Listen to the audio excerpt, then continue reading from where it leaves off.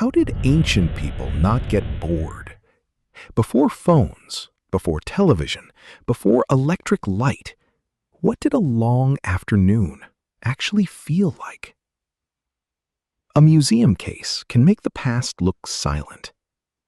A board game behind glass, a painted dancer frozen on a tomb wall, a broken tablet covered in tiny marks, a stone theater with no voices left inside it. But these objects were not made for silence. They were made for suspense, music, gossip, crowds, ritual, gambling, waiting, laughter, and sometimes violence. Someone once waited for a move across a game board. Someone tuned a stringed instrument before a banquet. Someone joined a crowd as a procession moved through the streets. Someone leaned forward in a theater, watched athletes compete in the dust, or followed a rubber ball across a court. So the question is not simply, did ancient people get bored? Of course they did. They waited, they worked, they repeated tasks. They lived through long afternoons, slow seasons, and ordinary days. The better question is, what did they do with time? Long before streaming video, smartphones, radio, or printed novels, people still played, listened, watched, competed, performed, feasted, prayed, laughed, and told stories. Entertainment was not always separate from religion, politics, family, or work. Often, it was woven directly into the rhythm of life.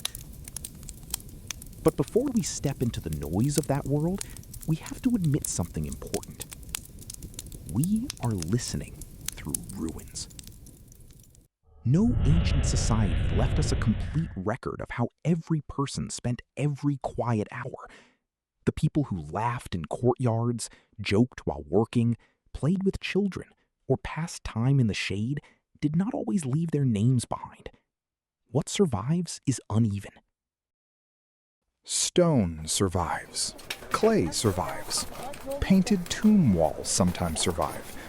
So do game boards, musical instruments, theater spaces, bathhouses, stadiums, carved reliefs, and fragments of stories. But a casual conversation vanishes. A song may leave only the shape of an instrument.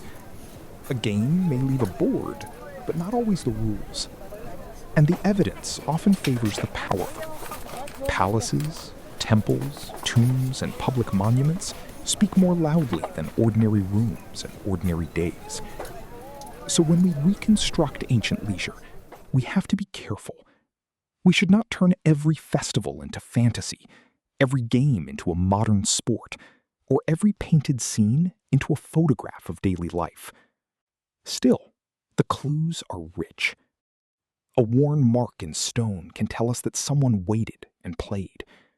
A painted musician can hint at sound. A theater carved into a hillside can suggest a crowd holding its breath. The past is incomplete, but it is not empty. And one of the oldest, clearest clues begins in Mesopotamia, with a board, a handful of pieces, and the ancient thrill of waiting for the next move. The royal game of does not look like a monument. It is small enough to sit on a table, a board divided into squares, decorated with inlaid patterns, made for pieces to move across its surface. But it carries an enormous idea.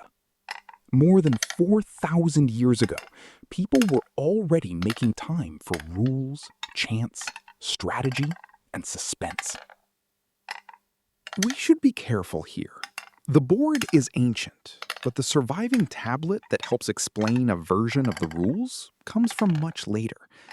So we cannot pretend to hear every argument, every cheer, or every disappointed groan around the earliest game. But we can say this: someone designed a game. Someone played it. Someone cared enough for the object to survive. And Mesopotamian leisure did not end at the game board. At Ur, richly decorated lyres point toward a world of music. Banquet scenes show people gathered together, drinking, listening, and watching performers.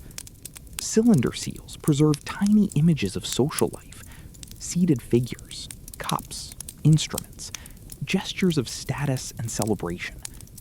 In those scenes, entertainment is not separate from display. A feast is also a performance. Then there were festivals. The Akitu New Year Festival, especially known from later Babylonian evidence, turned the calendar into public ritual. Streets, temples, priests, kingship, renewal, and crowds all met in one shared event. It was sacred, but it was also something people could see and remember. And there were stories. The Epic of Gilgamesh reminds us that ancient people did not only pass time by watching events, they also imagined, recited, copied, and preserved tales about friendship, fear, fame, and mortality. From Mesopotamia, the trail moves west to another river world, Egypt, where games could belong not only to life, but to the afterlife. In ancient Egypt, entertainment sometimes appears in places that were never meant to feel ordinary. On tomb walls, musicians still raise their instruments, dancers still bend and turn. Guests still sit at banquets, surrounded by flowers, food, perfume, and patterned cloth. The sound is gone, but the scene is not lifeless. It tells us that music, movement, and social pleasure mattered enough to be painted for eternity. Egyptians also played games. Senet, with its rows of squares and moving pieces, was popular for centuries. At one level, it was a game of movement across a board. But by the New Kingdom, it could also carry a deeper meaning, connected with passage into the afterlife. Play and belief could occupy the same object.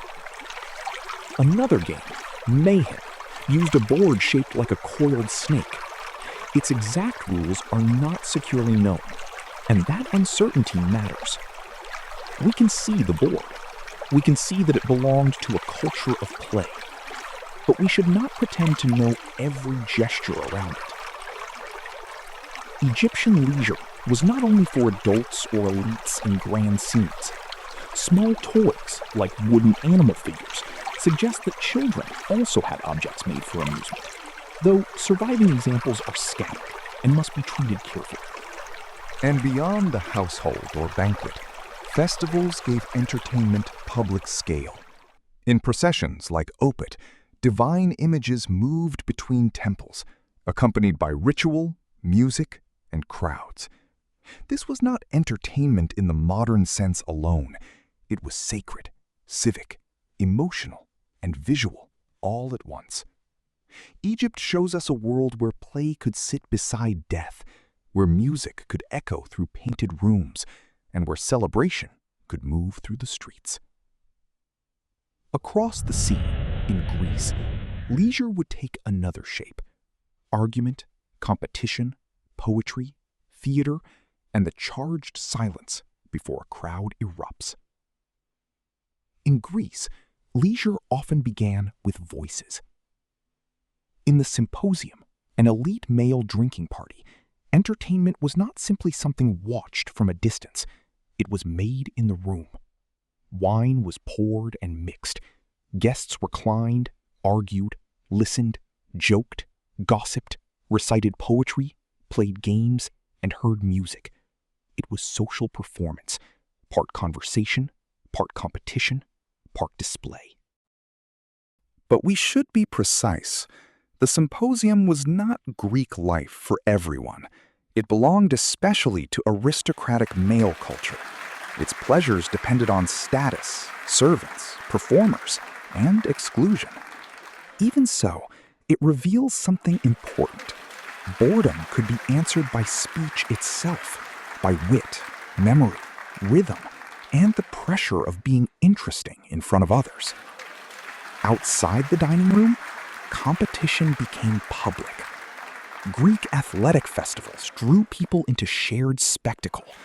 At Olympia and at other great festival sites, crowds watched runners, wrestlers, boxers, discus throwers, javelin throwers, horsemen, and fighters test the limits of the body.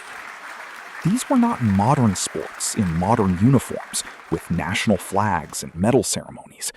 They were religious, civic, and deeply prestigious events where victory could bring lasting fame. And then there was theater. In Athens, drama grew out of festival culture. The theater was not just a building, it was a civic machine for emotion. Masked actors, choruses, music, myth, satire, grief, laughter, and public judgment came together before a watching crowd. Tragedy could ask what humans owed the gods, the city, and each other. Comedy could mock, exaggerate, and release tension. Even games appear in Greek imagery. A famous vase shows Achilles and Ajax bent over play, though the exact game should not be treated as certain. The image matters because it imagines heroes pausing, thinking, waiting for a move. In Greece, entertainment could be intimate, athletic, poetic, and political. But in Rome, leisure became something even larger. A network of theaters, baths, races, arenas, and streets built for spectacle. In Rome, entertainment did not only happen in special moments, it was built into the city. The Roman world developed spaces that gathered people by the thousands. Theaters for performance, amphitheatres for arena spectacles, circuses for chariot racing, baths for bathing and social life, and public streets where a person might stop, wait, talk, and play. Roman leisure could be official. Dramatic performances were tied to public festivals, known as ludi, and often connected to religion, politics, and civic display. A show was not just a show. It could be an act of public generosity, a political message, a ritual obligation, and a day out for the crowd. The amphitheater gives Rome its most famous image of spectacle. In the Colosseum, audiences watched gladiatorial games and animal hunts. But even here, we should avoid imagining only chaos. Gladiators were trained fighters and performers. They practiced with instructors, used specialized equipment, and appeared in carefully organized pairings. The violence was real, but it was also staged, managed, and surrounded by rules, status, and expectation. Then there were the races. At the Circus Maximus, chariot teams thundered around the track, while supporters followed factions, colors, rivalries, and favorite drivers. Dust, speed, danger, and crowd noise turned racing into one of Rome's great mass entertainments. But Roman fun was not limited to huge spectacles. Baths were places to wash, exercise, relax, snack, meet friends, and pass the day. In a bath complex, leisure could mean steam and conversation, a ball game in an exercise court, or a quiet pause between appointments. And sometimes entertainment was even smaller than that. Game boards scratched into pavements and thresholds suggest people playing while they waited, using the city itself as a tabletop. Rome shows us leisure at every scale. Empire-sized crowds, neighborhood routines, disciplined performers, restless fans, and ordinary hands moving pebbles across stone. Far from Rome, across the ocean, another ancient world also made sport, ritual, and spectacle central to public life, with a rubber ball, a stone court, and rules that changed across centuries. In Mesoamerica, the story of ancient entertainment begins not with a board, but with a ball. For thousands of years, people across the region played versions of a rubber ball game. It was not one single sport with one single rulebook. Its forms changed across time and place. In some settings, players may have tried to keep the ball moving. In others, they may have aimed for markers or rings. The safest thing to say is that the game was old, widespread, and important, but not uniform. The setting itself tells us that this was more than casual exercise. More than 1,000 ball courts have been found across Mesoamerica. Some were placed in ceremonial centers, surrounded by architecture that made the game visible, public, and meaningful. A ball court could be a sports space, but also a ritual space, a social space, and a stage for power. The movement must have been dramatic, padded players twisting their bodies, a heavy rubber ball striking stone or earth, spectators tracking every rebound. But we should resist turning every match into the same scene. The people, clothing, rules, and meanings could differ from one culture and century to another. There was also a serious side. In some contexts, the ball game was associated with sacrifice, but that association should be handled carefully. The exact meaning is not always clear, and it would be misleading to suggest that every game ended in death. Spectacle does not have to become stereotype. Mesoamerican leisure also included music, dance, feasting, and storytelling. Maya art shows performers, instruments, courtly gatherings, painted vessels, and ceremonial movement. Entertainment could be athletic, sacred, political, and artistic all at once. Here, as in Mesopotamia, Egypt, Greece, and Rome, the boundary between fun and ritual was often thin. And that brings us to a larger pattern. Across the ancient world, the calendar itself could become a stage. A festival could change the meaning of an entire city. Streets that were ordinary one day could become processional routes the next. Temples, theaters, courts, and public squares could fill with sound, movement, watching, waiting, and expectation. In Mesopotamia, a kitu turned renewal into public ritual. In Egypt, processions like Opet carried sacred images between temples. In Greece, festival culture helped shape theater and athletic competition. In Rome, the ludi connected performance, politics, religion, and public pleasure. In Mesoamerica, ball courts could become ceremonial spaces where sport, ritual, and community met. These events were not entertainment in the narrow modern sense. They were more complicated than that. They honored gods, displayed power, renewed social bonds, created memory, and gave people something to gather around. And that is the key. For many ancient people, the year itself had rhythms of anticipation.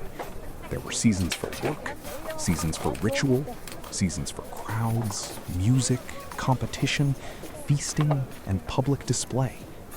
A festival was not just a break from normal life. It was one of the ways normal life was organized. But the answer to boredom was not only found in grand processions or crowded arenas. Sometimes it was much smaller. A toy in a child's hand, a song in a courtyard, a board scratched into stone, and two people passing time while they waited. After the crowds, the processions, and the roar of public spectacle, the ancient world becomes quieter. This is where the question of boredom feels most human.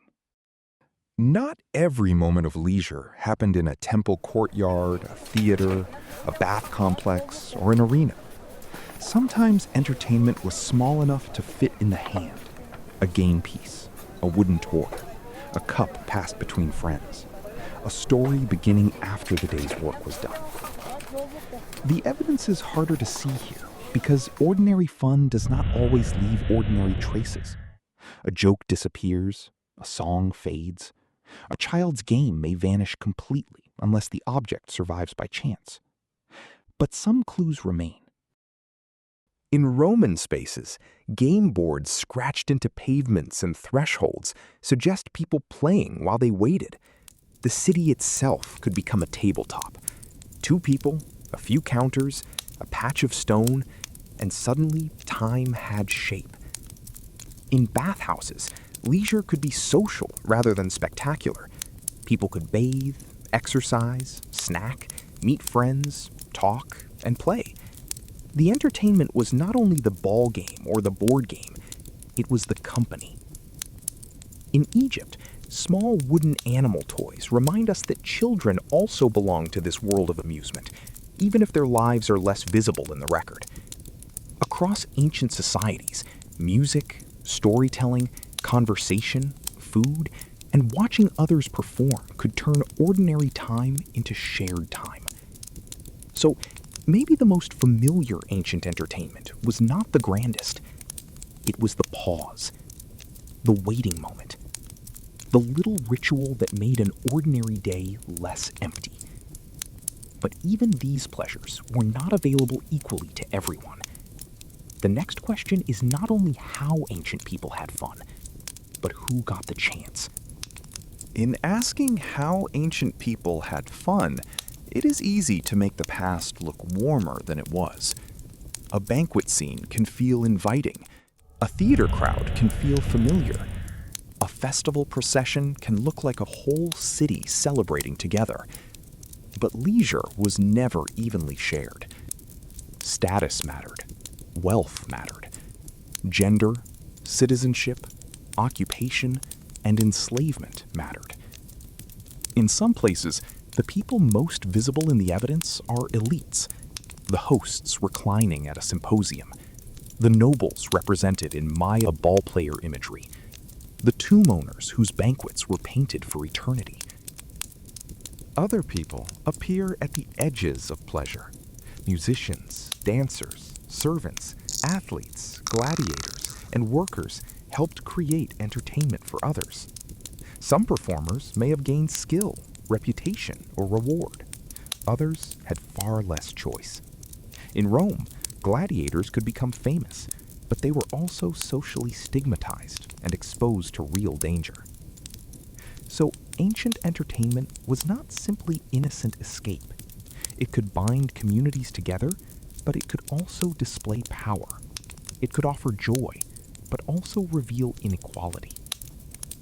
That does not make the pleasures unreal. It makes them human. And with that tension in mind, we can return to the question we began with. How did ancient people not get bored? Maybe the most honest answer is that they did. They waited for work to end. They repeated tasks. They sat through heat, hunger, delay, duty, and ordinary frustration. The ancient world was not a festival without shadows. It was human life, with all the slowness that human life has always carried.